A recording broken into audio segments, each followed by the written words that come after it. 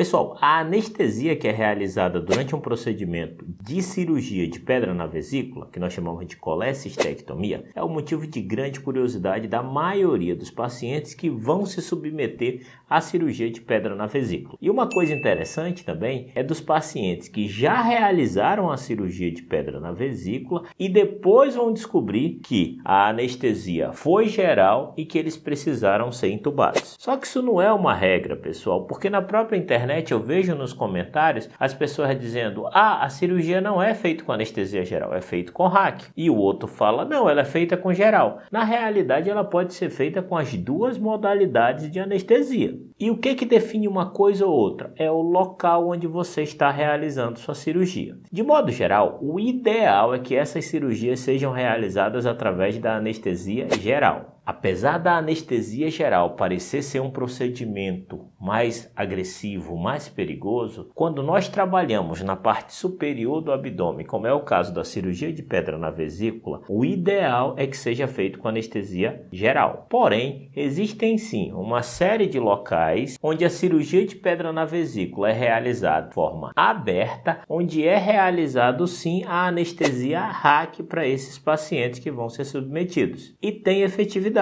Resolve o problema. Uma coisa é você discutir qual é o melhor procedimento. Cirurgia por vídeo, ela é o melhor procedimento. Mas a cirurgia aberta, ela vai resolver a dor daquele paciente da mesma maneira que a cirurgia por vídeo. E dependendo da situação, o que importa é resolver o problema. E vamos aos tipos de anestesia. E quando nós vamos falar do tipo de anestesia, quando eu falei que a anestesia geral é a mais indicada e que a RAC, a anestesia da costa, é feita em pacientes que vão se submeter à cirurgia aberta, não quer dizer que os pacientes que vão fazer cirurgia aberta vão sempre fazer com RAC. Isso depende muito do local onde vai ser feito. Mas a anestesia geral, uma pergunta muito curiosa dos pacientes é se o paciente vai ser intubado ou não. E o que eu sempre discuto é que a intubação, ela sempre foi utilizada na anestesia geral, desde os primórdios. Porém, depois da pandemia, a intubação ela recebeu uma conotação extremamente maléfica, já que as pessoas tendem a imaginar que aquele paciente que vai ser intubado está relacionado a algo grave e com grandes complicações. Na realidade, a anestesia geral, principalmente em pacientes sem doenças associadas, sem doenças crônicas, ou seja, pacientes de baixo risco, o risco de ter uma complicação da anestesia geral é extremamente baixo, muito baixo mesmo. Só que risco nunca é zero, principalmente na medicina, e independente do procedimento que vai ser feito. Então, no momento da anestesia, esse paciente toma uma série de medicações que visam relaxar seu corpo, tirar sua dor, gerar hipnose para que ele não lembre do procedimento. E claro que se esse paciente perde seus movimentos, ele precisa ter um suprimento de oxigênio. Como é que isso é feito? Através de um tubo que se coloca na garganta para que esse tubo comunique o pulmão com a máquina que vai fornecer oxigênio para aquele paciente enquanto ele está sendo operado. Tecnicamente é esse o processo da anestesia geral. Logo após a cirurgia são realizadas as medicações que vão reverter esse efeito, que foi a indução da anestesia. Logo depois esse paciente acorda. Quando ele está com todos os seus sinais vitais preservados, aquele tubo é retirado e assim ele passa a respirar normalmente em ar ambiente e vai começar seu processo de recuperação pós-cirúrgica. Quando nós falamos da anestesia RAC, é aquela famosa anestesia das costas. Só que quando o anestesista faz aquela anestesia da costa, dependendo da altura